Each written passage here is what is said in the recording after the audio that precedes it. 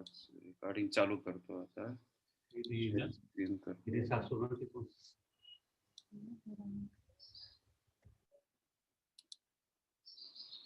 Okay, सगळ्यांचं स्वागत आहे आजच्या सत्रामध्ये. सगळ्यांना धन्यवाद तुम्ही जॉईन झाल्याबद्दल.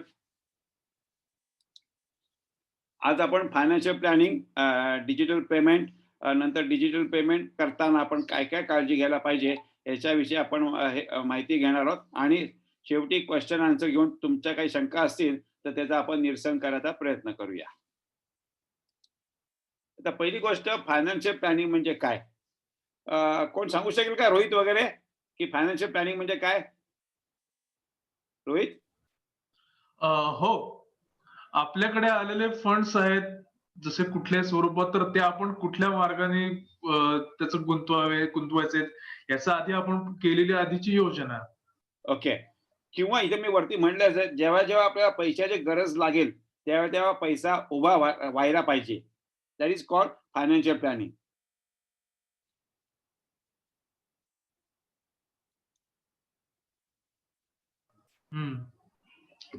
तर म्हणजे गरजा कुठल्या गोष्टीला असतात? काही काही लोकांना कसं असतं, मुलाच्या शिक्षणासाठी पैसे पाहिजे असतात, कुणाला घर बांधण्यासाठी पैसे पाहिजे असतात.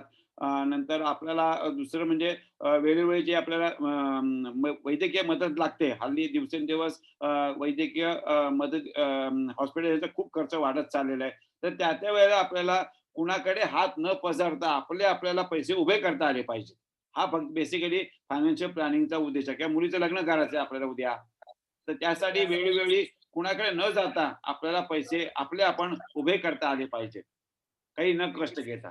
नंतर पहिला मुद्दा असा होतो फायनान्शियल प्लॅनिंग मध्ये, की आपण आपलं लाईफ सिक्युअर केलं पाहिजे. म्हणजे त्यासाठी तुम्ही तुमचा इन्शुरन्स काढला पाहिजे. आणि जसं आपलं वय वाढत जातं तसं इन्शुरन्स पॉलिसीचा प्रीमियम पण वाढत जातो आणि मेडिकल साठी लागणारा खर्च पण वाढत जातो. त्यामुळे सुरुवातीला फायनान्शियल प्लॅनिंगचं महत्वाची गोष्ट म्हणजे आपण टर्म इन्शुरन्स आणि मेडिकल इन्शुरन्स काढला पाहिजे. टर्म इन्शुरन्स म्हणजे असा प्रकार लाईफ इन्शुरन्सचा की ज्याच्यामध्ये तुमच्या आयुष्याचं काही बरं वाईट झालं तरच तुम्हाला ते पैसे मिळतात. नॉर्मल लाईफ इन्शुरन्स मध्ये आपल्याला प्रीमियम कमी बसतो, परंतु फायदा पण कमी होतो. इथं टर्म इन्शुरन्स मध्ये समजा मी निखिलची पॉलिसी काढली आता, तर त्याला 23व्या वर्षी 1 कोटीची पॉलिसी मिळाला, फक्त 10,000 रुपये दरवर्षी प्रीमियम भरायला लागतो. तर इतक्या कमी किमतीमध्ये आपल्याला इन्शुरन्स पॉलिसी मिळू शकते. दुसरं आहे, प्रत्येक वेळी तुम्ही इन्व्हेस्टमेंट कराल त्यावेळी ती जॉईंट अकाउंट मध्ये असली पाहिजे. त्याच्या नावावर शक्यतो इन्व्हेस्टमेंट करू नका. जॉईंट नावाने करणं शक्य नसेल इन्व्हेस्टमेंट, तर आपण त्यासाठी नॉमिनेशन करायला पाहिजे. जे तुम्हाला समजा बायको असेल तर तिची नवऱ्यासाठी नॉमिनेशन करायला पाहिजे, किंवा मुलासाठी करायला पाहिजे, मुलीसाठी करायला पाहिजे. जे त्यांच्या विश्वासातली माणसं आहेत त्यांच्यासाठी नॉमिनेशन करता येऊ शकतं. आणि नॉमिनेशन करणं ही पण खूप सोपी गोष्ट आहे. आणि या सगळ्यांचे डिटेल्स जे तुम्ही इन्व्हेस्टमेंट कराल ते सगळ्यांची डिटेल्स तुम्ही तुमच्या प्रियजनांबरोबर शेअर करायला पाहिजे. आता दुसरं याच्यामध्ये आपण प्रत्येक वेळा म्हणतो की वा म्हणजे काय, आपल्याला कुठली एखादी गोष्ट आवडते. तसं जर का तुम्हाला फायनान्शियल प्लॅनिंगच्या बाबतीत वा करून पाहिजे असेल तर तुम्ही या 4 गोष्टी लक्षात ठेवा: वाचवा, वाढवा, वापरा आणि वाटा. आता वाचवा म्हणजे काय? इन्व्हेस्टमेंटचा पहिला नियम असा आहे की income minus investment equal to expenditure.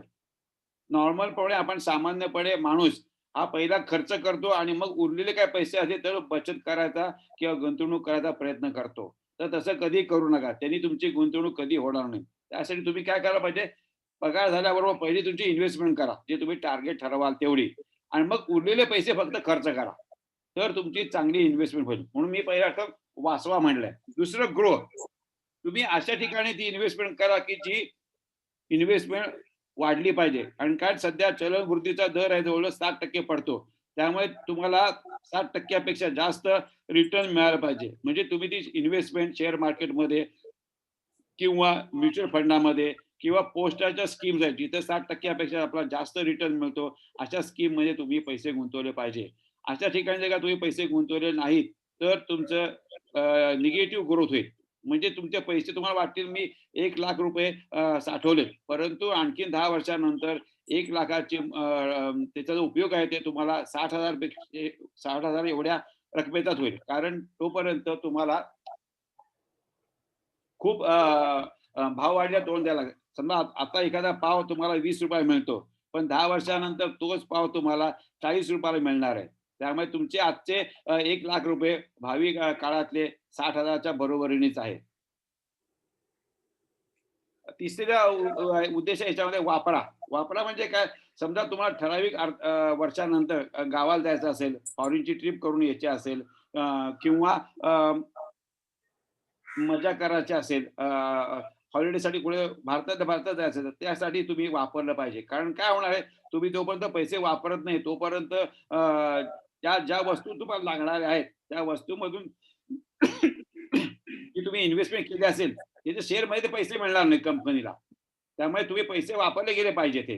नुसते साठवून ठेवून काही उपयोगाचं नाही. तुम्ही थोडेफार पैसे खर्च करायलाच पाहिजे. त्यामुळे विमान कंपन्यांना पैसे मिळतील. विमान कंपन्यांबरोबर ट्रॅव्हलला गेला तर तुम्हाला अ, हे दुसरं म्हणजे हॉटेल आहे, रेस्टॉरंट आहे, त्या सगळ्यांना पैसे मिळतील आणि ह्या शेअरमध्ये जर का तुम्ही पैसे गुंतवले असतील, तर तुमच्या शेअरची पण व्हॅल्यू वाढेल. त्यामुळे थोडासा खर्च करणं पण क्रमप्राप्त आहे. शेवटची गोष्ट म्हणजे वाटा. ॲज अ सोशल रिस्पॉन्सिबिलिटी म्हणून आपण आपल्या उत्पन्नापैकी 5% 10% रक्कम असेल ती तुम्ही सोशल कारणासाठी म्हणजे धर्मदाय उपयोगासाठी वापरली पाहिजे. तुम्ही भिकारी लोकांना पैसे देऊ शकता किंवा मतिमंद मुलं आहेत त्यांच्यासाठी पैसे देऊ शकता. दुसरे निवारगृह आहेत, त्यांच्यासाठी पैसे तुम्ही देऊ शकता. जेणेकरून आपण समाजाला आपलं देणं म्हणून ते पैसे देऊ शकतो. तुम्ही जितकं लोकांना द्याल तितकं तुम्हाला देव वेगळ्या स्वरूपामध्ये ते पैसे तुम्हाला परत करेल. दुसरी गोष्ट आहे तुम्ही तुमच्या आयुष्यासाठी लागणारे गोल ठरवले पाहिजे, की मला बाबा 5 वर्षानंतर अ, अ, घर घ्यायचं आहे त्यासाठी ₹20,00,000 लागणार आहे. 10 वर्षानंतर मला मुलीचं शिक्षण करायचं आहे त्यासाठी ₹20,00,000 लागणार आहे. 30 वर्षानंतर मला मुलीचं लग्न करायचं आहे त्यासाठी ₹40,00,000 लागणार आहे. नंतर 40 वर्षानंतर जेव्हा मी रिटायर होणार नोकरीतून, तेव्हा मला दर महिन्याला त्यावेळेच्या हिशोबानुसार ₹40,000 पाहिजे. तर या दृष्टीने तुम्ही लाईफ गोल फिक्स केले पाहिजेत आणि ते गोल गाठण्यासाठी म्हणून तुम्हाला पैसे वेगवेगळ्या स्वरूपामध्ये गुंतवावे लागतील. ते आपण पुढच्या भागामध्ये बघूया. नंतर start saving at early age. जितकं तुम्ही लवकर पैशाची इन्व्हेस्टमेंट कराल, तितकं तुम्हाला जास्त रिटर्न मिळतील. कारण सध्या भाववाढीचा दर आहे तो 60% आहे. त्यामुळे प्रत्येक वेळेला तुम्हाला 60% पेक्षा जास्त रिटर्न मिळाली पाहिजे. Remember the power of compounding म्हणजे चक्रवाढ व्याज. आपण याच्या पुढच्या स्लाइडमध्ये याचा एक छोटा व्हिडिओ बघूया, म्हणजे ही कन्सेप्ट क्लिअर होईल. इन्व्हेस्टमेंट करताना दुसरं तुम्हाला सेफ्टी, लिक्विडिटी, रिस्क, रिटर्न याची काळजी घ्यायला पाहिजे. बहुतेक वेळा रिस्क आणि return go hand in hand. तुम्ही जास्त रिस्क घेतली तर तुम्हाला जास्त रिटर्न मिळतील. कमी रिस्क घेतली तर बँक डिपॉझिट, फिक्स्ड डिपॉझिट बँकेचे किंवा पोस्टाचं डिपॉझिट याच्यामध्ये रिस्क कमी आहे. त्यामुळे नॅचरली तिथं तुम्हाला रिटर्न कमी मिळणार. याच्या उलट तुम्ही शेअर बाजारामध्ये उडी घेतली, दुसरे आणखी डेरिव्हेटिव्ह प्रॉडक्ट्स आहेत त्याच्यामध्ये तुम्ही पैसे गुंतवले, तर तुम्हाला तिथं रिस्क जास्त आहे आणि पण त्याबरोबर तुम्हाला तिथं रिटर्न पण जास्त मिळणार आहे. आणि दुसरं म्हणजे सेफ्टी अँड लिक्विडिटी पण हे फार महत्वाचं आहे. तुम्ही अशा इन्स्ट्रुमेंट्समध्ये किंवा अशा वस्तूमध्ये पैसे गुंतवा जेणेकरून तुम्हाला कमी वेळामध्ये जास्त तक न होता, कोशिश न लागता तुम्हाला पैसे मिळाले पाहिजेत. दुसऱ्या ह्याच्यामध्ये गुरुमंत्र असा आहे, do not put all your eggs in one basket. तुमच्या जवळचे सगळे पैसे एका इन्व्हेस्टमेंटमध्ये गुंतवू नका. एका शेअर खरेदी करण्यामध्ये गुंतवू नका. एका म्युच्युअल फंड स्कीममध्ये पैसे सगळे गुंतवू नका. ते डायव्हर्सिफाय करा. जितकं तुम्ही डायव्हर्सिफिकेशन कराल, तुमचं रिस्क डिस्ट्रिब्यूट होऊन जाईल आणि तुम्हाला धोका कमी संभवतो. सगळ्या आपल्या भारतीयांना सोन्यामध्ये इन्व्हेस्टमेंट करायला खूप आवडते. जगामध्ये आपल्यापेक्षा कोणी इतर देश सोन्यामध्ये जास्त इन्व्हेस्टमेंट करत नाही. तर माझा तुम्हाला सल्ला असा राहील, की फिजिकल गोल्ड इन्व्हेस्टमेंट करायच्या ऐवजी तुम्ही ते इन्स्ट्रुमेंट आहे म्हणजे डीमॅट फॉर्मॅटमध्ये त्याच्यामध्ये तुम्ही इन्व्हेस्टमेंट करा. त्याने फायदा असा होतो, की तुम्हाला घरी चोरी होईल का? दागदागिने अंगावरचे कोणी पळवून येईल का? वगैरे काही भीती नाही. त्यामुळे तुमच्या जीवाला पण कधी-कधी धोका संभवतो. आपण सध्या दररोज पेपरमध्ये वाचतो गोष्टी, की अमुक-अमुक बाईंची चेन हिसकावून घेतली, कुणाचं लूटमार केली. तर ती सगळं सगळं अजिबात नाही. जितकं तुम्ही प्रदर्शन कराल गोल्ड वापरून, तेवढं तुमच्या जीवाला धोका संभवतो. त्यासाठी म्हणून तुम्ही गोल्ड ETF नावाची स्टॉक एक्सचेंज वरती युनिट्स आहेत. ते तुम्ही युनिट खरेदी करा आणि जेव्हा तुम्हाला वाटेल की गरजच लागेल, की आता आपल्याला गोल्ड घ्यायचा आहे, तर त्यावेळेला ते गोल्ड ETF विकून तुम्हाला पैसे मिळतील आणि मग तुम्ही छोट्या स्वरूपामध्ये किंवा मोठ्या स्वरूपामध्ये दागिने खरेदी करू शकता. आता ह्याच्यामध्ये आपण एक छोटा हा व्हिडिओ बघूया.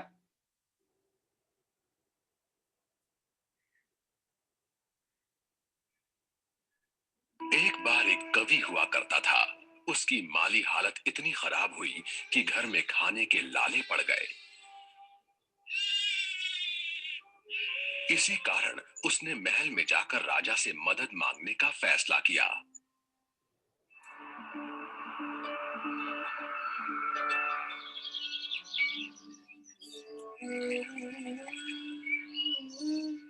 राजा के बुलाए जाने पर उसने अपनी कविताएं पढ़नी शुरू कर दी।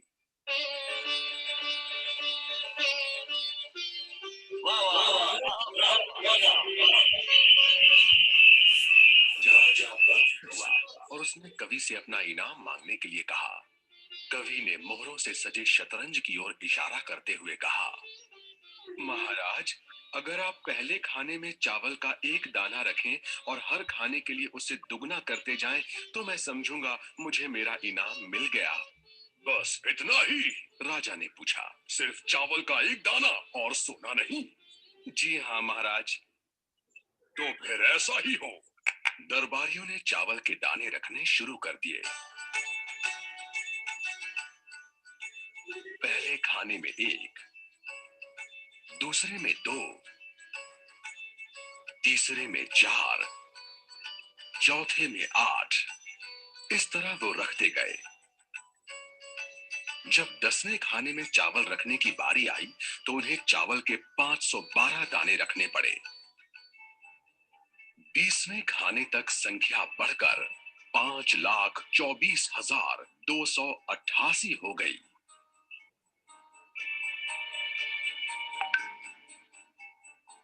आधे हिस्से तक आते आते 32वें खाने में चावल के दानों की गिनती 214,74,83,648 हो गई। जल्द ही गिनती अरबों खरबों में बढ़ गई। आखिरकार अभागे राजा को अपना पूरा राजपाट उस चतुर कवि के हाथों सौंपना पड़ा और इसकी शुरुआत चावल के सिर्फ एक दाने से हुई थी। कहानी की सीख, चक्रवृद्धि की ताकत को कम नहीं आंकना चाहिए। अगर आप हर महीने नियम पूर्वक एक छोटी रकम निवेश करते हैं, तब आपकी SIP आपके सेवानिवृत्त होने तक एक बड़ी राशि बन सकती है।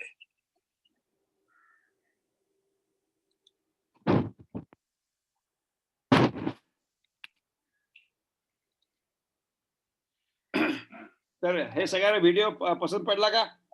हॅलो हॅलो हो, आवडला. हो आवडला.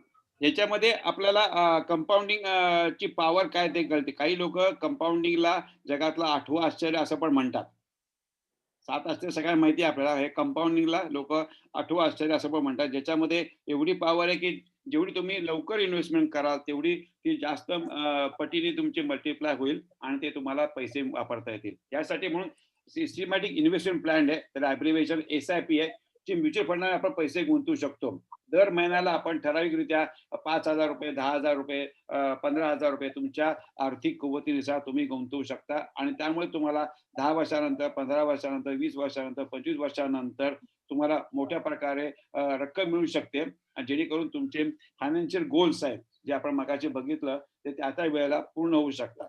तुम्हाला कुणाकडेही पैसे मागायची गरज भासणार नाही. बरेच वेळेला आपल्याला टेंडन्सीनुसार लोकांकडे पैसे मागायचं जीवावरती येतं. तर त्यासाठी SIP हा खूप चांगला पर्याय आहे. तुम्हाला शांत काय म्हणतात ताठमानेने जगता येऊ शकतं आणि पैसे मागण्यासाठी कुणाकडे हात पसरायची गरज भासणार नाही. आता ह्याच्यामध्ये आपण शेवटचा मुद्दा येऊया फायनान्शियल प्लॅनिंगमध्ये. Estate planning. इस्टेट प्लॅनिंग म्हणजे काय? जी तुमची संपत्ती आहे ती तुम्ही विलद्वारे तुमच्या डिअर वन्ससाठी डिस्ट्रिब्यूट करू शकता. ह्याच्यामध्ये एक पूर्तता महत्त्वाची आहे कायद्याच्या दृष्टिकोनातून, की it must be signed by you and signed by 2 independent witnesses, ज्यांचा उल्लेख त्या विल पत्रामध्ये किंवा मृत्यूपत्रामध्ये केलेला नाहीये. तरच ती कायदे दृष्टिकोनातून ग्राह्य होऊ जाईल.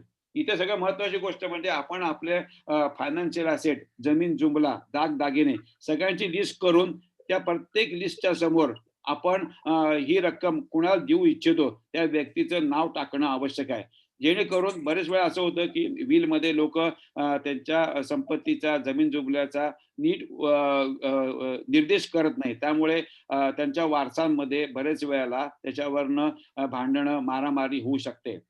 आणि आणि मग जर का तुम्हाला ही अव्हॉइड करायचं असेल, तर तुम्हाला विल चांगल्या प्रकारे विना हे कटकटीचं असणारं करायचं असेल, तर तुम्ही क्लिअर कट त्याचं डिस्ट्रिब्युशन करणं आवश्यक आहे. मराठीमध्ये दुसरी म्हण आहे, "ताट द्या पण पाठ देऊ नका." आजकालच्या जमान्यामध्ये जोपर्यंत तुम्ही जिवंत आहात, तोपर्यंत तुमच्या नावावर असणारी संपत्ती तुम्ही लोकांच्या नावावर करायचा घाई करू नका. इमोशनली ब्लॅकमेल होऊ नका. बरेच वेळा आपल्याला वाटतं, की माझ्या देखत मी माझी संपत्ती माझ्या मुलांना, इतरांना वर करून टाकतो. तर असं कदापि करू नका. तुमच्या पश्चात ती संपत्ती त्यांचीच होणार आहे आणि त्यासाठी तुम्हाला हे विल करणं किंवा मृत्यूपत्र करणं खूप सोपं आणि गरजेचं आहे. त्यामुळे जरूर याचा लाभ घ्या. पण तुमच्या हयातीमध्ये कधीही ती इस्टेट तुमच्या मुलांच्या नावावरती किंवा इतरांच्या नावावरती करू नका. म्हणून मराठीमध्ये म्हण लिहिलेली आहे, "ताट द्या पण पाठ देऊ नका." आता आपण हा पुढे व्हिडिओ बघणार आहोत डिजिटल पेमेंटचा. आतापर्यंत कोणाला शंका आहे का फायनान्शियल प्लॅनिंगच्या बाबतीमध्ये? मी थोडक्यात कव्हर करायचा प्रयत्न केलाय. भारती? हा नाही शंका नाही काका. हां, आलं लक्षात आला विषय. छान छान हां. प्रकारे बरं. मनीषा तुला काय शंका? नाही. गायत्री तुला काय शंका आहे का? गायत्री? नाहीये. ओके. आता आपण डिजिटल पेमेंट बद्दल बोलूया. डिजिटल पेमेंट म्हणजे काय कोण सांगू शकेल? रोहित सांगू शकतो तू? डिजिटल पेमेंट म्हणजे काय? हॅलो? हा पेमेंट पेमेंट मोडसाठी डिजिटल पेमेंटसाठी डिजिटल मोडचा वापर करायचा. म्हणजे? फॉर एक्झाम्पल आपण एटीएम थ्रू आपण पैसे काढतो हं. किंवा किंवा card through debit card, credit card याचा वापर करून जे बरोबर. पेमेंट होतं ते बरोबर. उदाहरण. म्हणजे जिथं आपण फिजिकली कॅशची जर देवाण-घेवाण करत नाही, ते सगळ्या गोष्टी डिजिटल पेमेंटच्या अंडर येतात. तुमचं नेट बँकिंग आलं त्याच्यामध्ये, मोबाईल बँकिंग आलं, एटीएममधून पैसे काढणं आलं. तुम्ही आर-टी-जी-एस किंवा एन-ई-एफ-टी वापरून एका माणसाकडून दुसऱ्या माणसाकडे पैसे ट्रान्सफर करता. तर तुम्ही पेटीएम वापरता, दुसरं आणखीन Google पे वापरता. त्या सगळ्या गोष्टी तुम्हाला डिजिटल पेमेंटच्या अंडर येतात. ह्याच्यामुळे फायदा काय होतो? रोहित सांगू शकशील याच्यावर फायदा काय होतो डिजिटल पेमेंटमुळे? हा रोख आपल्याला बाळगावे लागत नाही लगेच. दुसरं आणखीन?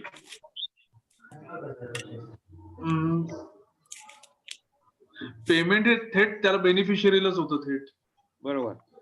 तिसरी आणि महत्त्वाची गोष्ट ह्यामध्ये हे 24/7 अवेलेबल आहे. तुमच्या घर बसल्या तुम्ही कुठली वस्तू खरेदी करू शकता. विमानाचं तिकीट काढू शकता, रेल्वेचं बुकिंग करू शकता, Amazonवरती जाऊन वस्तू खरेदी करू शकता. याला कुठल्या प्रकारचं काळाचं लिमिट नाही. नाहीतर जनरली काय होतं आपण दुकानात जातो, अरे 8:30 वाजले दुकान बंद झालं. बँक 4:30ला बंद झाली. तर त्यामुळे तुमची संबंध ती जी त्या वेळेचं प्लॅनिंग असतं ते कोलमडून पडतं आणि तुम्हाला दिवसापर्यंत वाट बघायला लागते. तर या डिजिटल पेमेंटचा सगळ्यात मोठा फायदा असा आहे ते 24/7 उपलब्ध आहे आणि तुम्हाला कोणाच्याही कधी घर बसल्या तुम्ही त्या गोष्टीचा फायदा घेऊ शकता. जे इतर गोष्टीमध्ये फिजिकल व्यवहारामध्ये फायदा होऊ शकत नाही. आता उदाहरणार्थ चेकच्या बाबतीत बघितलं तर चेकच्या बाबतीमध्ये आपल्याला चेक क्लिअर व्हायला वेळ लागतो. 2 दिवसापासून 3 दिवसापर्यंत. तर तसं डिजिटल पेमेंटच्या बाबतीत नाहीये. मी आता रोहितच्या अकाउंटला पैसे ट्रान्सफर केले जीपे मधून, तर दुसऱ्या सेकंदाला रोहितच्या अकाउंटला पैसे जमा होतात आणि रोहित त्याच्या मनाप्रमाणे त्याचा सदुपयोग करू शकतो. तर आता ह्याच्या आपण एक डिजिटल विलेजचं एक चित्रफित बघूया, म्हणजे आपल्याला पिक्चर क्लिअर होईल. सपना देख रहे थे क्या? हाँ भाई। किसका सपना? अपने गांव का। कौन सा गांव? अकोदरा। बहुत अजीब सपना था। अजीब क्यों? मैंने सपने में देखा कि मेरे गांव में किसी की जेब में पैसा नहीं है, सब लोग अपनी जेब में कार्ड लेके चल रहे हैं। बहुत अनोखा सपना था आपका। ये सपना नहीं, हकीकत। आप किससे बात कर रहे हैं भाई साहब? आप ही से। अच्छा, और कहना क्या चाह रहे हैं? यही, इन्होंने जो सपना देखा है वो अब सपना नहीं था, हकीकत बन चुका। वो कैसे? कि अब अकोदरा डिजिटल विलेज बन गया। डिजिटल विलेज, इसका क्या मतलब? डिजिटल विलेज का मतलब तो सुनो। नई सोच और नई है शान। हाँ, गांव में अपने बैंक है, अकाउंट खोलना अब है आसान। तुरंत करो ये पहला काम, तुरंत करो ये पहला काम। भाई लेकिन बैंक अकाउंट से क्या होगा? डिजिटल विलेज में जो भी कमाई होती है वो सीधा बैंक अकाउंट में जाती है, और जो भी खर्चा होता है वो सीधा बैंक अकाउंट से कटता है। तो नकद की जरूरत ही नहीं। वो कैसे? अरे झटपट झटपट झटपट झटाक झटपट झटपट झट। अरे बेचो भाई धपाक से पैसा अकाउंट में फटाक से, चाहे दूध चाहे अन्न या जो भी चाहे मन, और जोड़ो जोड़ो धन, बड़े धड़ाक बड़ाक धड़ाक धड़ाक धड़क धड़क धड़क धन। भाई लेकिन खरीदने के लिए तो नोट चाहिए ना? ओ बेचो खरीदो जी और समझो पूछो जी। ना नकद रोकड़ा देवू ना कोई झंझट लेवो जी। हरी राशन लेवो जी या पानी लेवो जी। लो कोई खाद या कोई बीज बस शिक्षित कर लो जी, या टिक टिक कर लो जी। भाई गांव तो बिल्कुल कैशलेस हो गया, बिल्कुल मेरे सपने के जैसे। हाँ लेकिन इसका क्या फायदा? फायदा स्वतंत्रता। स्वतंत्रता किस चीज से? कैश को ले जाना कैसे, और कैश को संभालना कैसे? कैश के झंझट से स्वतंत्र, तो कैशलेस हो बन स्वतंत्र, कैशलेस हो बन स्वतंत्र। लेकिन अगर इमरजेंसी में कैश की जरूरत पड़े तो? ना रिश्तेदारी ना दुनियादारी, ना दोस्त यारी ना कोई उधारी, किसी भी दिन और किसी भी बारी। हमारी हमारी करो ATM मैं हारी जाऊंगी, ऐसे सुंदर माया में। मैं हारी जाऊंगी। ये तो कमाल हो गया। असली कमाल तो ये है कि अब बैंक अकाउंट से कमाई और खर्चे का पूरा पूरा हिसाब, और इसीलिए सही तरह से बचत कर सकते। अच्छा अच्छा, तो बैंक अकाउंट खुलने से गांव डिजिटल हो जाएंगे। बैंक अकाउंट कोई शुरुआत। डिजिटल होने के लिए इंटरनेट की जरूरत है, और वो भी वाईफाई। वाईफाई इस गांव का नया पावर है, ये वाईफाई का टावर। घर बैठे बैठे ही मुझको दुनिया का हर कोना घुमा। किस चीज का कितना किराया, किस बीज का कितना दाम, पता है मुझको किस विभाग ने दी है कितनी ग्रांट। तेरे भाई दी है कितनी ग्रांट। ये गांव है ये शहर क्यों? भारत का हर गांव भारत के हर शहर जैसा क्यों नहीं हो सकता? यही तो फर्क मिटाना है। पर कैसे होगा? एटीएम और वाईफाई तो अच्छी बात है, और पढ़ाई का क्या करोगे? स्कूल तो अभी भी शहर में ही अच्छे हैं, लेकिन अकोदरा से अच्छे नहीं। क्या कह रहे हो भैया? अकोदरा में अब स्कूल भी बदल चुके हैं। बिल्कुल। स्मार्ट देश की नींव स्मार्ट स्कूल तो स्मार्ट बच्चों में ही होती है, और अकोदरा में ये नींव रखी जा चुकी है। अच्छा जी। स्मार्ट देश की स्मार्ट है बच्चे, क्लास में इनकी स्मार्ट। स्मार्ट है साधन, स्मार्ट है शिक्षण, भविष्य भी है स्मार्ट। अब तुम्हारे स्कूल सब स्मार्ट स्मार्ट स्मार्ट हो जी रे। अब तुम्हारे स्कूल सब स्मार्ट स्मार्ट स्मार्ट। खुद करो और समझो बूझो, टच करो और जादू देखो। टॉकिंग टॉक अब हुआ पुराना, करके सीखो का जमाना। हमारे स्कूल सब स्मार्ट स्मार्ट स्मार्ट। सबसे स्मार्ट बात तो ये है कि अब लड़कियों के लिए एक स्किल सेंटर जहां उन्हें ऑफिस एडमिनिस्ट्रेशन के स्किल सिखाए जाते हैं, ताकि पढ़ लिख कर वो अपना करियर बना सके।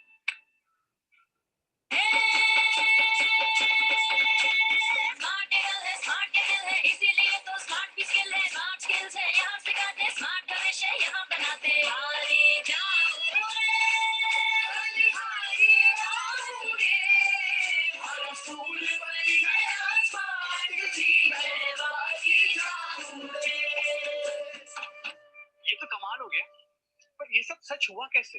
दूर की सोच और पक्के इरादों से आईसीआईसीआई बैंक ने सरकार के साथ मिलकर एक सुनहरे भविष्य की तरफ अपने कदम और अगोदरा को एक सामान्य गांव से डिजिटल विलेज बनाया। ये तो कमाल हो गया। ये कमाल नहीं है, ये क्रांति है, क्रांति। हाँ।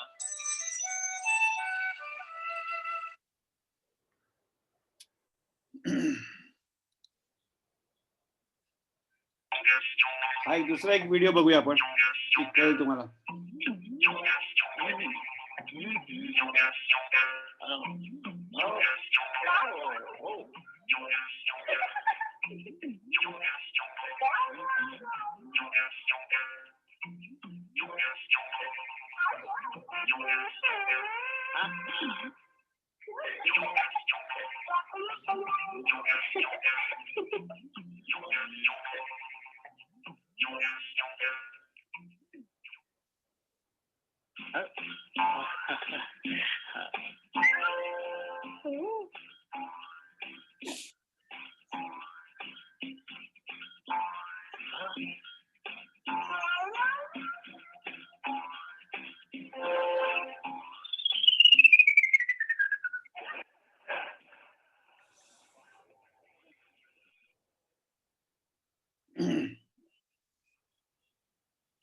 तर डिजिटल पेमेंटचे हे फायदे आहेत की आपल्याला लवकर क्रेडिट मिळू शकतं, फ्रॉड कमी होऊ शकतात, जे चेकच्या बाबतीमध्ये होऊ शकतं. आणि चेकच्या बाबतीमध्ये आपल्याला चेक प्रिंटिंग करून घ्यायला लागतो, त्याची सुरक्षितता जपायला लागते, फ्रॉड होणार नाही याची काळजी घ्यायला लागते. तर याच्यामुळे काय होतं, डिजिटल पेमेंटमुळे आपल्याला पैसे ट्रॅक करणं पण सोपं होऊन बसतं. पण हे डिजिटल पेमेंटचे प्रकार आहेत: ECS, NEFT, RTGS, mobile banking, debit card, credit cards, mobile wallets, prepaid cards, door step banking. हे जे मोबाईल बँकिंग ऍप आहे ते पण तुम्हाला वापरता येऊ शकतं. आपण हे स्किप करू. आपण आता हे NEFT आणि RTGS स्कीम आहे, या दोन्ही फंड ट्रान्सफर स्कीम आहे. रिझर्व्ह बँकेने 24 तास दिवसाच्या सुरू केलेल्या आहे. शनिवार रविवार सुद्धा या स्कीम चालू आहे. फक्त सेकंड सॅटर्डे आणि फोर्थ सॅटर्डेला RTGS स्कीम बंद असते. Otherwise it is available on all days. एक क्रेडिट कार्ड आहे. आता आपण याच्यामध्ये धोके काय संभवतात ते बघूया.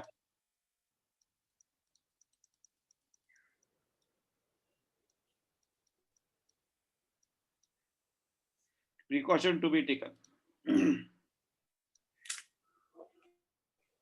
पहिली गोष्ट याच्यामध्ये, आता तुम्ही कुठले वर्तमानपत्र वाचला तर कोविड-19च्या काळामध्ये, तर दररोज कुणाला तरी 10 लाख रुपयाला 15 लाख रुपयाला गंडा घातलेला आहे. कोणी फेसबुकवरती ओळखीचे रिक्वेस्ट पाठवली, ती ऍक्सेप्ट केली आणि मग फॉरेनहून महागड्या वस्तू पाठवतो म्हणून सांगितलं, मग तुम्हाला पैसे भरायला लावतात आणि जेणेकरून तुमचा लॉस होऊ शकतो.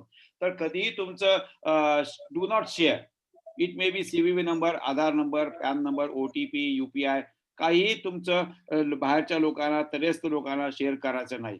Never give your mobile to anybody under any circumstances. कधी कधी काय होतं, लोक म्हणतात आमचा मोबाईल बंद पडलाय तर तुमचा मोबाईल आम्हाला देता का, मला एक कॉल करायचा पण. तर कधी अशा वेळेला तुमचा मोबाईल देऊ नका, कारण त्याच्यावरून सुद्धा डेटा चोरी होऊ शकते आणि फ्रॉड होऊ शकतो पुढे. तर हे सगळ्यांना लक्षात ठेवायचं आहे.